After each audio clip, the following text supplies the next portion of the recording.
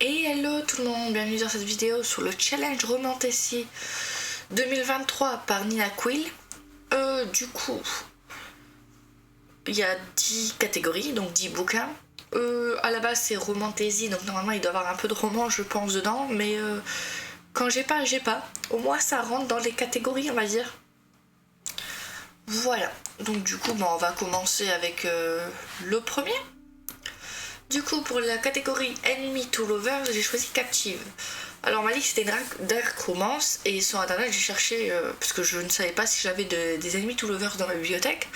Donc, j'ai cherché sur plusieurs sites, et Captive apparaissait dans la catégorie Enemy to Lovers sur plusieurs sites. Donc, je me suis dit, ça passe, et je compte le lire février-janvier, donc c'était nickel de bien le mettre là.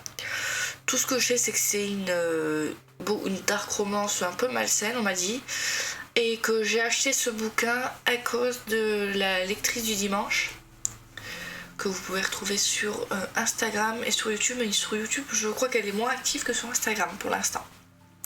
Voilà. Ensuite, pour créatures surnaturelles, j'ai choisi La Cour des Ouragans de Empiria par Victor Jackson. J'ai oublié de dire les auteurs. C'est le dernier tome de la première trilogie.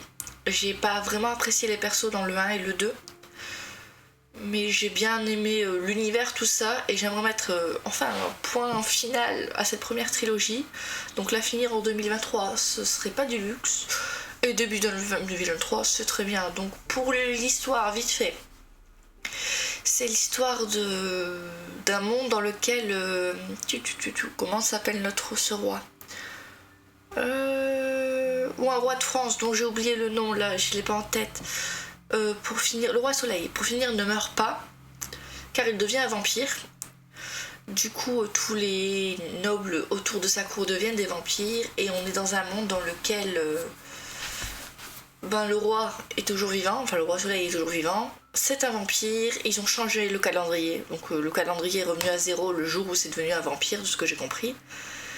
On va suivre une fille dont la famille va mourir parce qu'elle va apprendre des choses sur eux qui font que c'était des ennemis de la couronne et ils sont morts. Elle va vouloir se venger, et du coup on va suivre cette jeune fille dans sa vengeance. Voilà. Voilà, c'est le résumé qui spoil le moins, on va dire. Ensuite, pour une carte, donc un livre dans lequel vous avez une carte au début du bouquin ou à la fin du bouquin, donc j'ai mis Blackwater tome 6. On a une petite carte au début du bouquin qui montre la ville où se passe l'histoire de Michelle McDowell. Du coup, c'est le dernier tome de Blackwater. C'est comme Vampiria, c'est je veux finir mes séries, donc hop. On peut pas dire vraiment qu'il y ait des romances dont je sais pas trop. Parfois il y a des petites romances, mais c'est pas l'intrigue principale de l'histoire. Et là on va mettre un point final enfin à cette histoire, et on verra ce qui arrive à notre famille. Donc dans l'histoire, oui, si je vous fais pas un petit résumé, vous n'allez pas tout comprendre. C'est l'histoire d'une ville qui a eu une crue, que l'eau est montée, donc la ville s'est trouvée sous l'eau. Et ils ont retrouvé une jeune femme qui était assise en haut d'un hôtel, ils l'ont sauvée. Et elle s'est mariée à l'un des fils de la famille riche du coin.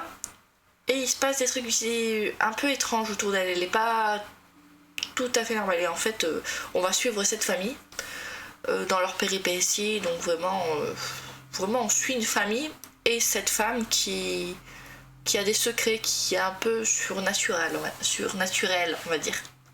Voilà. Ensuite, pour graphique, j'ai mis le personnage 1 parce que vous avez vu dans la vidéo qui est sortie beaucoup il y a pas longtemps que j'ai mis un an pour avoir ce manga, parce qu'il était en rupture de stock partout, et il n'y avait pas de réimpression. Donc ils ont réimprimé là en janvier, et ils ont fait le pack où vous pouvez trouver les 2 tomes. Et ils ont refait le 1 et le 2. Moi, le 2, je l'avais reçu à Noël 2021. Donc ça faisait un an que j'essayais d'avoir le 1. Et soyons honnêtes, j'allais pas mettre 80 balles sur Vinted pour avoir le 1. Donc moi, j'avais envoyé un message à la maison d'édition pour savoir s'ils comptaient le réimprimer. Ils m'avaient dit oui. Donc du coup j'ai attendu et là voilà je l'ai eu en janvier enfin et du coup il va être lu là très rapidement. Ça fait trop longtemps que le 2 est dans ma palle. Donc on va enchaîner le 1 et le 2 je pense. Je vais voir si je vais les enchaîner en vrai. Parce qu'on m'a dit que c'était assez... Comment dire Bah, il se passe vraiment des trucs assez durs. Elle se fait harceler, tout ça, notre petite demoiselle. Donc à voir, je verrai. Ensuite, pour Femme Badass, j'ai mis le tome 2,5 des Chroniques lunaires, L'armée de la reine. Moi j'ai lu le 2 récemment. Et comment vous dire qu'il n'y a pas une dame badass dans le 2, mais il y en a deux. Il y a deux femmes badass. Donc ça rentre tout à fait dans la catégorie. Pour résumer le 1, on va suivre une jeune femme qui est cyborg, qui a été adoptée par une famille où elle a deux demi-sœurs. Donc c'est la réécriture de Cendrillon clairement pour le tome 1. Il y a des lunaires. Des gens qui viennent de la lune, qui ont des pouvoirs, donc ils aiment pas les miroirs, parce que les miroirs contrecarrent leurs pouvoirs. Et du coup, les lunaires sans pouvoir qui viennent sur Terre, c'est à cause d'eux qu'il y a une sorte de maladie sur Terre qui tue les gens. Et en fait, quand vous attrapez cette maladie, ils n'ont pas de remède pour l'instant, donc vous mourrez tout de suite, quoi. Enfin, vous avez le temps, vous êtes contaminé, mais on peut pas vous guérir. Donc on va suivre Sander, notre héroïne, dans cette histoire où on va essayer de rechercher un vaccin, tout ça. À côté de ça, il y a le prince qui a des petits ennuis avec les lunaires. Ouais, je sais pas quoi vous dire pour pas vous spoil, parce que quoi que je vous dise, j'ai l'impression que c'est du spoil. Mais j'ai adoré le 1, j'ai adoré le 2. J'ai lu le 0,5 et là, pour le challenge, j'ai mis le 2,5. Qui est d'ailleurs qui est d'ailleurs seulement en digital. Vous pouvez l'avoir gratuitement sur Amazon. Moi, je l'ai pris sur Amazon, il était à 0 balles. Je crois qu'il doit pas être très long, mais voilà. Si jamais il est vraiment pas très long, j'enchaînerai avec le 3. C'est tout ce que je sais. Tout ce que je peux vous dire. Ensuite, pour autrice perso de couleur, je sais pas. Parce que si j'ai pas lu le bouquin dedans, je peux pas savoir. Et à la couverture, j'en ai qu'un. Il me semble. J'ai que Légende Born, le Tracy Deon, Légende vive. C'est tout ce que je peux vous dire. C'est une réécriture des légendes arthuriennes. J'ai pas commencé. Je l'ai mis aussi. J'ai prévu de le lire là en 2023. Donc comme ça tombe dans les mêmes périodes que je l'ai posé je l'ai mis en mars pour le challenge à table. Du coup je l'ai mis aussi dans ce challenge parce que c'est le seul bouquin où je le vois directement à la couverture. Donc voilà. Et tout ce que je peux vous dire, c'est une réécriture des contes arthuriens, légendes arthuriennes. Donc hâte de le lire. Et du coup, voilà. Je sais pas plus. LGBTQI+, ça devient de plus en plus long. Moi j'ai mis Perd au bout d'un moment. J'ai mis Sasaki Miyano tome 5. Je crois pas avoir autre chose. Enfin, si j'ai des romances MM ou FF dans mes bouquins ou autres, je ne suis pas au courant. Sasaki Miyano, c'est un manga Miyano. Voilà, c'est parce que la couverture est en anglais, voilà. C'est un livre que j'ai commencé en 2022, enfin un manga que j'ai commencé en 2022. Le 4, je vous ai dit, il se passe pas grand chose, donc j'espère que dans ce 5, il se passe plus de choses. Sans vous spoil, c'est deux garçons qui vont se rencontrer. L'un d'eux va finir par lui dire... il va dire je t'aime à l'autre, mais l'autre... aucun des deux n'avait jamais été avec un autre mec. Mais du coup, il y en a un qui va dire à l'autre qu'il l'aime, il voudrait sortir avec, et l'autre va lui dire je vais réfléchir en fait, parce que jusque-là il était attiré que par les femmes. Mais il lit beaucoup de romances de yaoi. Voilà, il lit beaucoup ça, le garçon dans l'histoire. Donc c'est marrant de voir qu'il lit autant de ça, mais qu'il n'arrive pas à savoir. Voilà. Sans dire. Le 4, je l'ai trouvé. Il était concentré sur Miyano, il me semble. Si je dis pas de bêtises. C'est ça qui Miyano. Oui, je sais plus. Il était concentré sur un des deux. Mais il se passe pas grand chose. Donc j'espère vraiment que dans le 5 il va se passer plus de choses. Voilà. Et je ne sais pas encore combien de tomes il y aura pour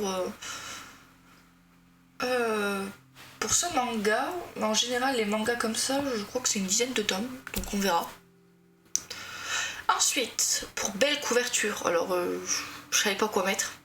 Et il fallait que je mette un peu de manga dans les challenges, parce que sinon je n'ai pas le temps de lire autant de romans. J'ai mis les carnets de l'apothicaire, j'ai mis le tome 4 parce que j'ai lu les 3 premiers donc je suis au 4. Mais en vrai j'aurais pu prendre n'importe quel tome des carnets de l'apothicaire, je trouve les couvertures magnifiques. Donc pour l'histoire, les carnets de l'apothicaire, c'est l'histoire d'une jeune femme qui travaille dans les quartiers du plaisir, avec son père qui est botaniste. Et un jour elle va se faire enlever et amener chez...